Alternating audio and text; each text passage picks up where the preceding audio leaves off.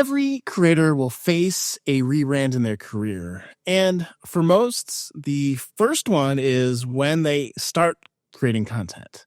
So they're moving from a career into the thing that they're creating. So like for me, software into coaching and running a podcast. Those that are lucky enough and successful enough to sustain that over the years will run into the 7-year burnout cycle that every creator will face. And that's true for today's guest, who is facing boredom and had been doing the same thing in podcasting for about 7 years. Then he made the bold decision to rebrand. And what ultimately happened wasn't planned or expected. So I am excited for this episode because Kev Michael was my podcast coach earlier this year. He's the host of Philly Who, Grow the Show, and Chief Audience Officer podcasts. And Grow the Show has impacted over 50,000 podcasters, and his Grow the Show accelerators helped over 500 shows grow and monetize, including this one.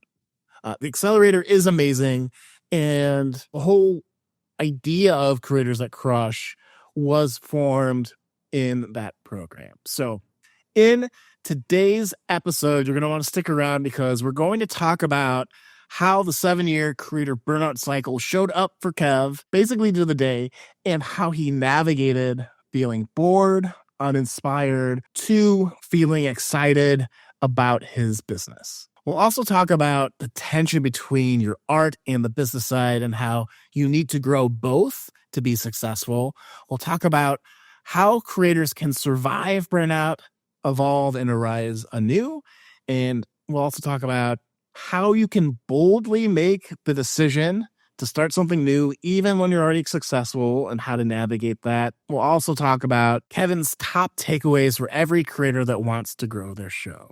So if you've ever felt torn between your artistic drive and your business goals, this is the episode for you. Welcome to Creators That Crush, the show that helps you move from crushed to crushing it as a content creator. I am the host and your certified high performance coach, Shawn Buttner, and I'm excited for this episode. Let's jump in. Hey, Kevin, welcome to the show. So glad to have you on. Shawn, so excited to be here. Thanks for having me. Right on.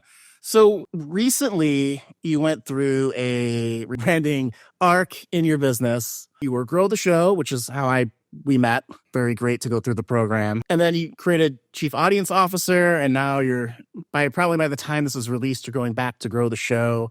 Could you maybe explain to the good folks at home what kind of happened there? Like, what was the catalyst to start? What happened and where you ended up? Yeah. So the catalyst is I have been doing Grow the Show since May of 2020.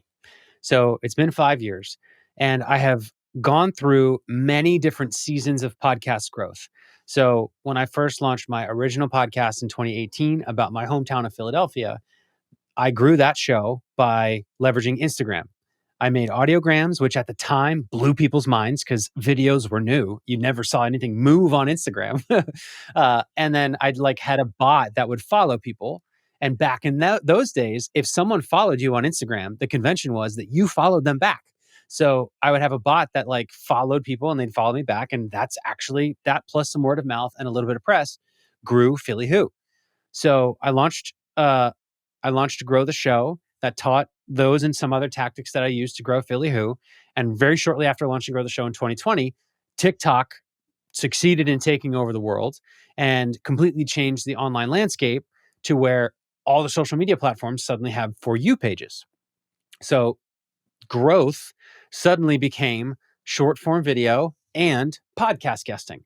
And everything was about those things. What also happened in 2020 was that Facebook groups became the tactic to grow a podcast. Go in Facebook groups, provide value, talk about your show, and people were growing shows significantly by engaging in Facebook groups all the time.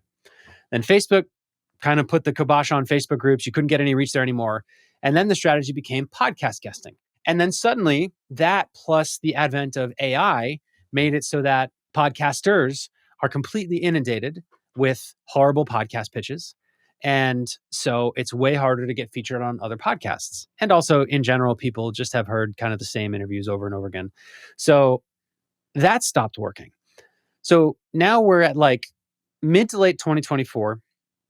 There are several strategies to grow and monetize podcasts, and they all still work. But the problem for me was I have a business helping people grow their podcasts. And at that moment in time, it was no longer true to me, right, that I could see that I had a go-to strategy where I could say, look, if you hire our services, we know that we can grow your show. So I started to doubt that because it started to be the case that like you had to get everything perfectly right. And even then you needed a tremendous amount of luck in order to grow the show. So early 2025, I kind of had this come to Jesus moment where I was like, okay, do I want to keep doing this or do I want to pivot into something else? So I said, well, I'm not ready to give up. And knowing what I knew at the time about growing an audio podcast, I was like, I have to rebrand. I have to switch from speaking to an audience of podcasters who are looking to grow and monetize and switch to an audience that has less baked in churn.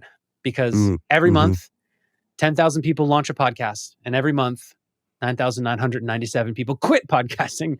So it's probably not that extreme, a little bit of an exaggeration, but you get the point.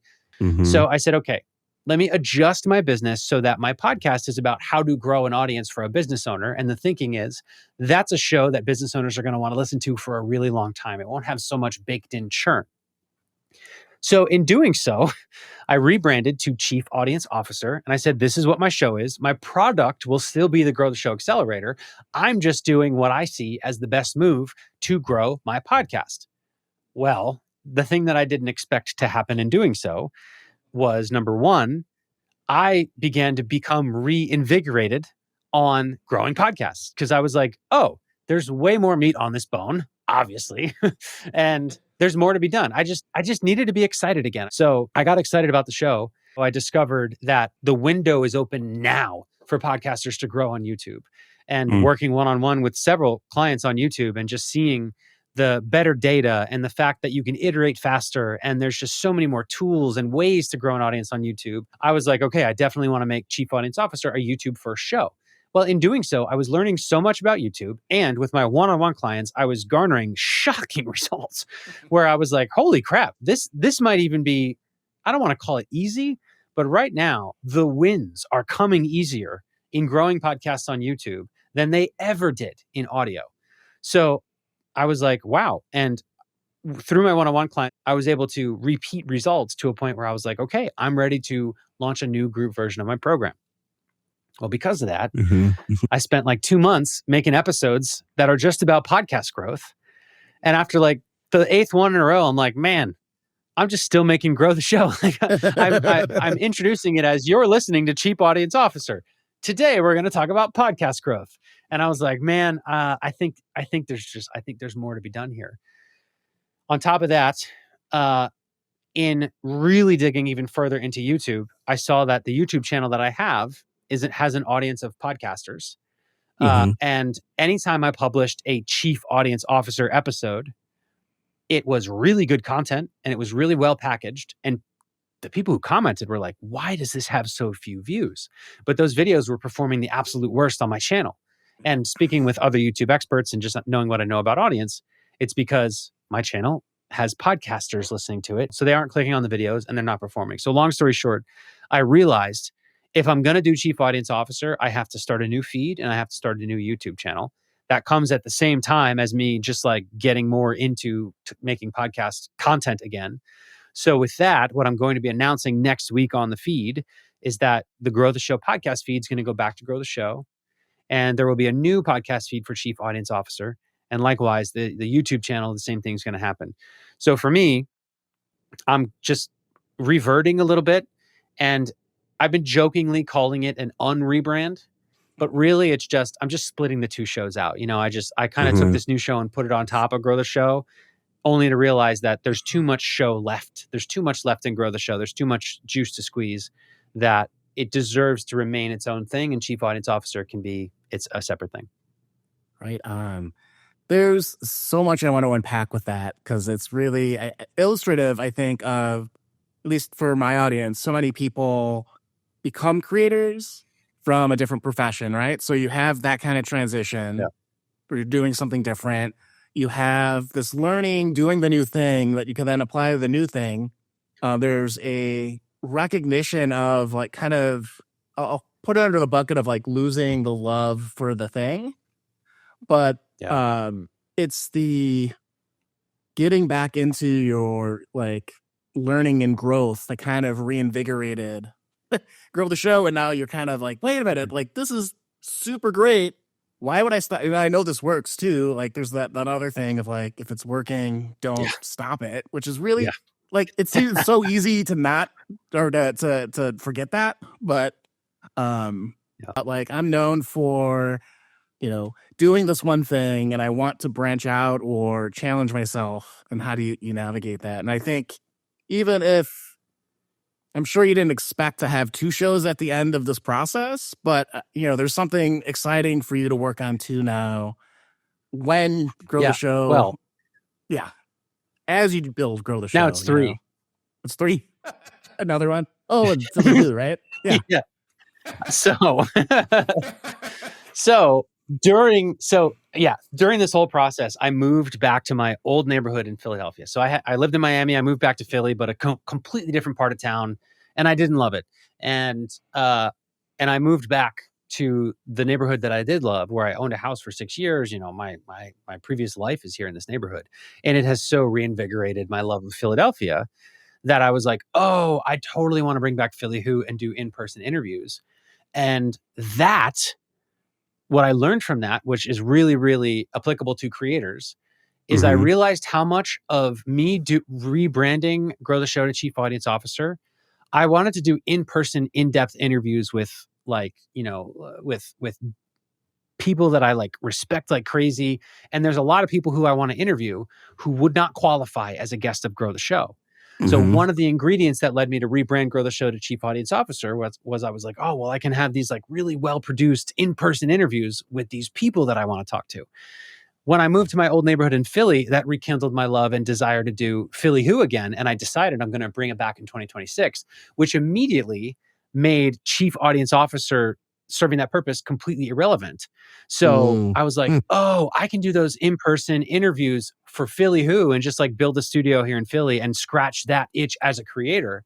I don't need to completely sabotage and destroy what I have with Grow the Show because I have these other itches as a creator. I can find other ways to scratch the itch without, to your point, destroying and stopping at the thing that is working.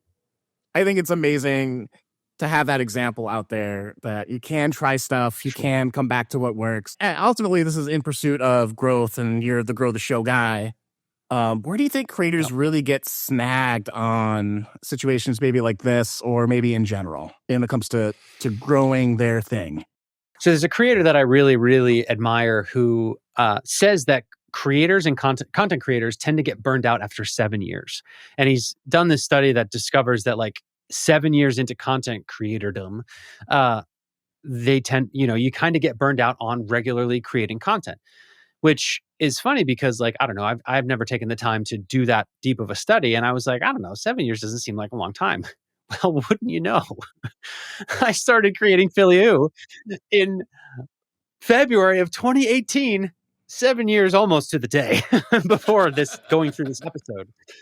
So I got crushed by that 7-year timeline. And what I didn't remember it at the time, but now looking back, I remember what Amy Porterfield told me when she came on to Grow the Show. When I asked her, Amy, how on earth are you still talking about online course creation after 15 years? And she was like, you just have to find a way to continuously make it fun and make it interesting. And she told me at the time, she was like, I'm about to launch this, how to launch an online course program again. And it's 15 years later, but this time I'm doing it in this giant like dome room where everybody on Zoom is going to be around me. So like, it's a completely new way to do the same thing. So I allowed myself to get crushed by the sameness of it all. And what I learned from this was, look, if what you're creating still has an audience and they still have a need and a want for what you're creating, you don't have to destroy that thing through boredom. Like, I understand you're going to get bored, but you can find ways to scratch your creative itches within the thing. And you can also, like Pat Flynn says, do other stuff to scratch the itch. Pat Flynn talks all the time about doing, he's had tons of projects over the years. Mhm. One of his was Pokemon cards, and that blew up bigger than, any of his other brands. Should I open it or should I? Yeah. Right. And we just get crushed by this, I think the artistry of it, because as a creator, you're this unique combination of an artist and a business person. It's this combination of art and commerce. There's the commerce of supply and demand of your content, right? What you put out there, people want it and they pay for it with attention. But as an artist, you want to create as a form of self-expression. And so as a creator, we get both in one, which is amazing. But sometimes we get burnt out on the commerce part, because commerce is about continuously delivering a product with consistency to people over and over and over again. And as an artist, that just makes you, want to not do anything anymore. So that's what crushed me. And I'm just grateful that I can hit the undo button. Yeah. Yeah. And again, to highlight, it was the act of trying to find the next new exciting thing that pulls you out of boredom and you're able to find the fun again. It's not like all the work you did with Chief Audience Officer is just out. There were the things that you discovered along the way, which I think people discredit a lot. We're so often that thing didn't work out. And it's no, there's wins to celebrate even when it didn't turn out the way we wanted. So 100%. Yeah. And the thing that I'm most grateful for is that I gave myself permission to rebrand away from Grow the Show. Because if I was afraid and I was like, I can't do that, I'm the Grow the Show guy, we probably wouldn't be talking right now. I probably would have gone out of business or something. Just got so bored that I quit entirely and got a job at some big company. Because I was just bored and tired of talking about the same thing over and over again. But because I gave myself permission to rebrand, I was able to kind of discover that spark again, which ultimately, yes, led me to unrebrand, which I'm going to position more as an evolution than as a step back. Right. Call it what you want. But to your point, it's about, being okay with that and understanding, look, if you rebrand your show and you don't like it, unrebrand it. It's not a big deal. Mm-hmm. Yeah. Oh, I love when you said evolution, I thought nature tends to evolve crabs over and over again. So he just kind of grew an appendage and back to crab form. So yeah, it's just all the way back every time.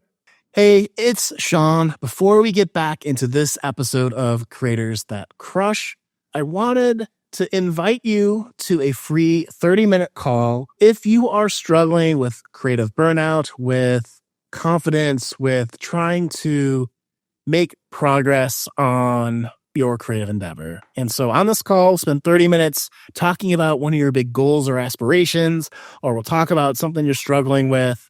And the whole goal of the call is to get you moving with some personalized habits or tips.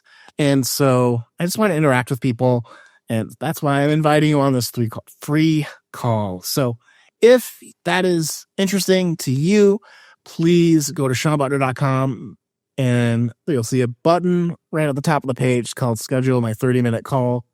We'll get it all set up and we can help you start to progress again. We can help you go from crushed to crushing it as a content creator. So with that, scope that out and we'll get back to the episode.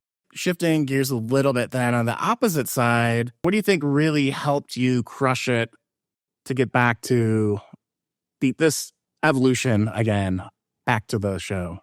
I mean, it was to a degree what I said before, which is just having permission to rebrand and to reinvent helped me crush. I think being able to go to my audience and interact with them helped me crush it, even though it wasn't always pleasant, because a lot of people didn't get the Chief Audience Officer rebrand.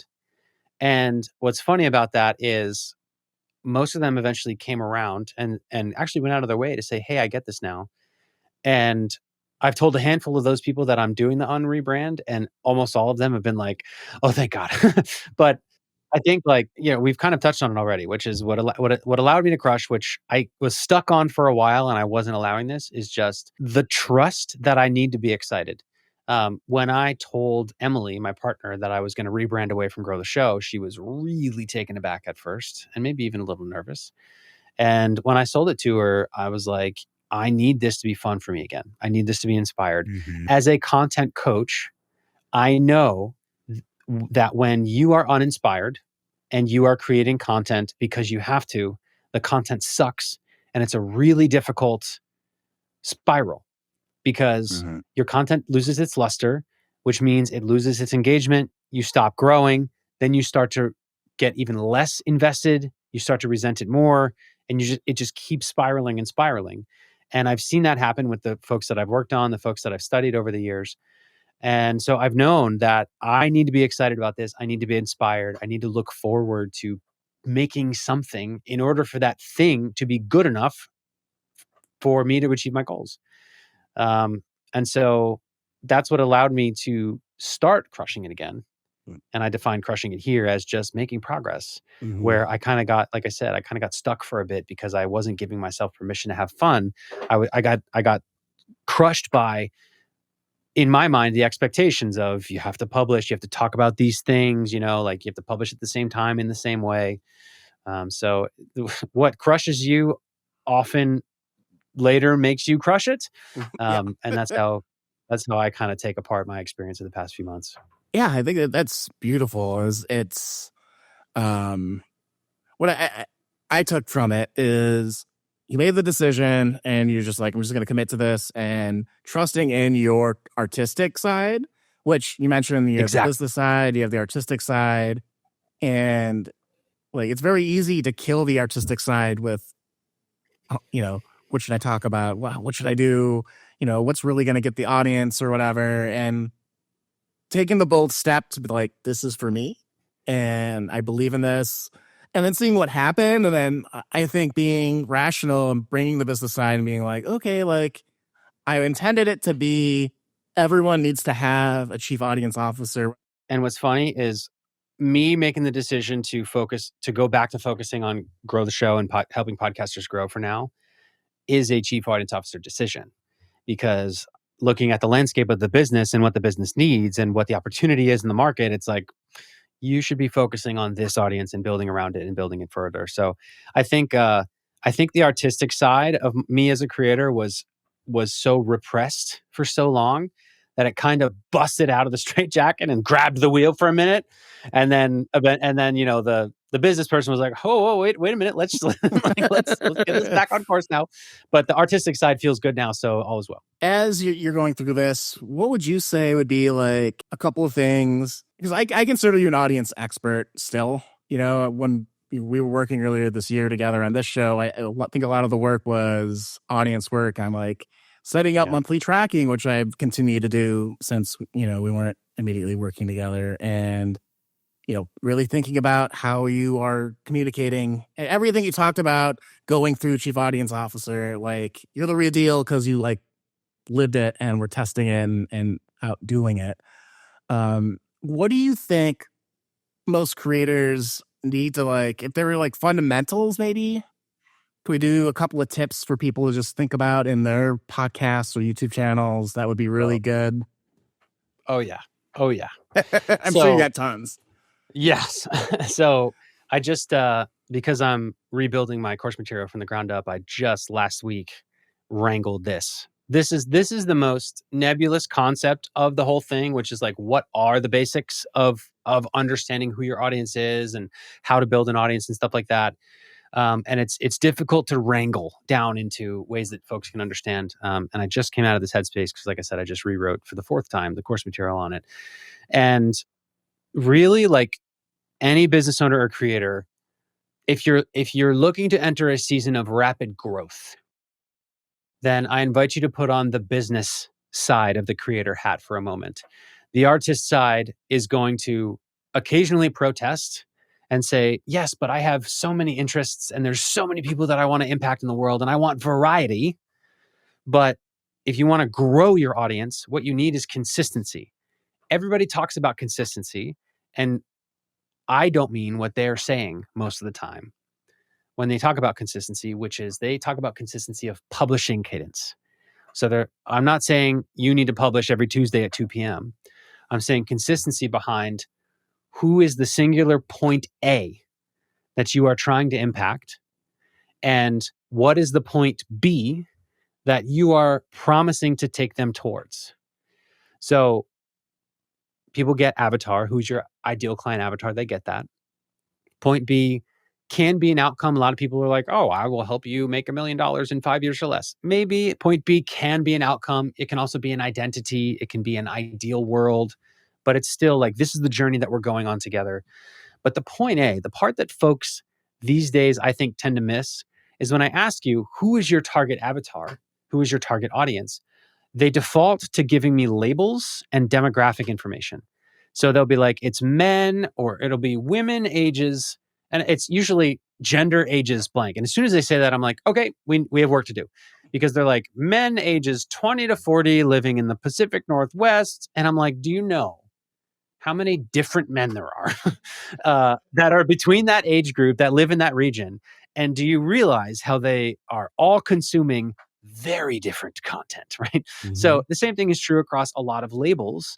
So like entrepreneurs, moms, like all these different labels and demographics that we default to when defining audiences. And that doesn't work as well because of just the way people consume content. They don't consume it based on their labels or their demographic information. And also they are not served content based on their demographic information. So they're not on TikTok getting content for 45-year-old men. They are getting content based on what they're interested in. So for that reason, we want to define our avatar, who we serve, through psychographic information rather than demographic information. And psychographic information is, what is their situation? What is their mindset? Where are they at in life? And where would they rather be instead? What are their problems, their hopes, their fears, and their dreams? When you can define your audience in that way, really clearly, a couple of things happen. Number one, when you describe it that specifically, your audience, their ears perk up. They're like, whoa. It's like, imagine yourself in a huge like convention center stock trading floor where everyone's yelling, and someone comes up behind you and like whispers your name and says, hey, do you know how you had this bad dream last night? And you know how you're worried about this? I know exactly what you should do. And you're like, and suddenly you don't even hear all the other noise. You're just locked into what they're saying because you're like, how did you know that? Oh my gosh, what else do you have? So when you can talk about your audience that way, and when you have that really developed understanding of this is who I am there to serve, and this is the situation that they're in now, that's when the people really latch onto you. When you're consistent, where every single thing you publish is for that, people really latch on and they're like, you're my person. I'm going to follow everything you have to say. And they're going to bring more people that are like that into your audience. But the key is that you, as the artistic creator, if you want that audience to grow, you have to understand that for this content project, YouTube channel, podcast, Substack, whatever the hell it is you're working on, it's only for that singular point A. Every single thing I publish is for that singular point A. No exceptions. And when you do it that way, when you're consistent in that, that's when you get audience growth where you become an overnight success and it becomes really, really easy. This is something that I didn't necessarily forget earlier this year. I think I underestimated how difficult it is to switch point A's, but that is the number one thing for any creator who's looking to grow. Look at your social media, look at your YouTube channel, your podcast, your Substack, and notice anything that you've published that's for a different point A or points to a different point B. That's a common one that people miss. And notice how those posts didn't perform as well as the core ones. And when you double down on the core ones, that's when you get that disproportionate audience growth. And then when you're up there, you can start as many artistic projects as you want because they're like, oh, Pat Flynn's doing Pokemon now, right? But you got to get there first. Right. Yeah, it reminds me of, so one of my other mentors is Brendan Burchard, and he has a saying that you can't sustain the mission if you can't sustain the business. I'm paraphrasing it, but it's, if you want to do the artistic thing sustainably over the long term, you have to really dial in the business side. So I love that. And I found that in my channel as I've started to focus on and find those A's that are resonating, that Yeah. honing in on that is doing really well, or better than average, which is Yeah. good enough. And something that I needed to be reminded of, and it's useful for us to all be reminded of, is that you are not this content project. So like, I forgot that I am not Grow the Show. Like, I am making Grow the Show. I can make other stuff, but I don't have to completely reinvent Grow the Show to make the other stuff. I can just make the other stuff, right? In a different vehicle. Yeah. But we identify so strongly, especially for those of us who our content and our businesses are heavily surrounding a personal brand. You know, it's really easy to forget that you are not the content per se, and you can branch out. It's fine. So I know in my business, people hire me to get, better performance to achieve the results they want. And a lot of times they're struggling with confidence and either stepping into things they know they should do or the things that would actually help them. I'm curious, like, how do you see that in your clients or business? And what do you do about that? So how do I help them when they're not feeling confident? Yeah. Yeah. So this has shown up in a few different ways. I think my trick is, as much as I can, get them interacting with another human being. So a lot of times that problem with confidence and the resistance wins, and we hold ourselves back when it's just us solo. Like, imagine yourself, like, I don't know how stand-up comedians do it, just you on stage with a microphone. And for a lot of us, especially those who are publishing solo podcast episodes, solo YouTube videos, you just sit down and you got to flick on the camera and start ripping. And like, it's not easy to do that. You don't have any feedback. The lights are hot. You know, you're hungry. Like, I don't want to be doing this right now. This sounds stupid. I feel dumb.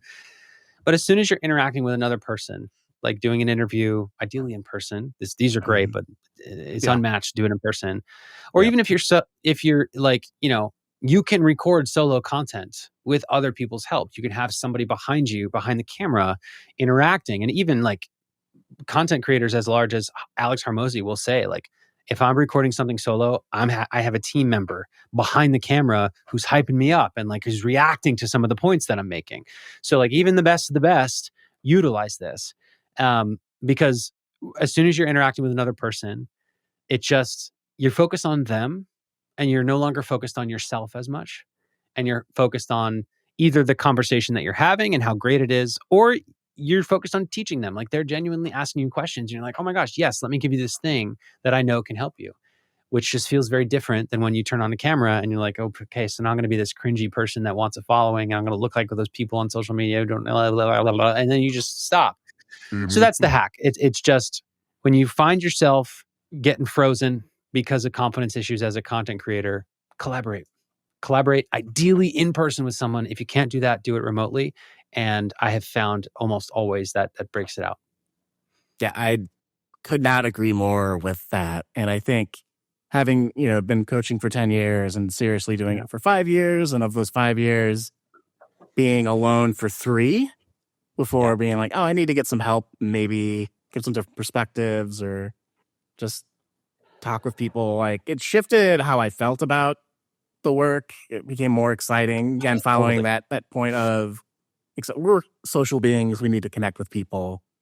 So yeah, I think that's super awesome. So what have you found surprising or fun helping podcasters grow their show and monetize and all of that? Yeah. So what has been surprising is how many freaking different topics you can have for a podcast. So Yeah. just how many, there is just no end to how niche of a show you can have, or just how left field of a topic you could have. So that, to me, that's the most surprising piece, where to this day, 5 years isn't that long in the grand scheme of things, but in podcast years, it's a long time. Just coming across how many types of shows and creators has been wild. I think what's most fun for me is my favorite thing, and my superpower, I like to think, is helping a podcaster uncover what is the core unique premise of their show. Podcasts don't grow because of too much sameness. They sound like other shows. They're trying to emulate other creators. And I like to say, describe your show in a way where you can truthfully say that this is the only podcast on planet Earth that blank either talks about a certain thing, talks about a thing in this way, like whatever it might be. Category of one, I call it, Cat One premise. And I strongly believe that every single podcast that exists has a Cat One premise in the core. Mm-hmm. Like, and my favorite, the most fun thing for me is to find what that is, to find that one true line that only this podcast host can make this show.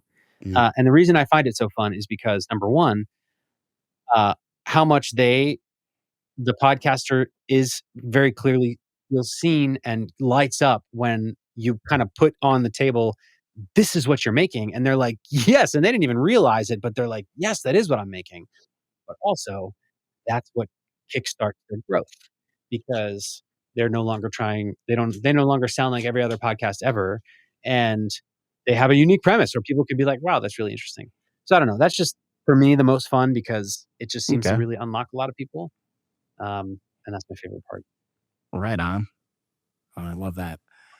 Out of curiosity, what is the strangest or craziest Cat One premise you found that you'd be willing to share? I'm not sure if there's people are weird sometimes, but So we'll try to keep this kid friendly. But I worked with a podcast that was I joke you not, all about buttholes.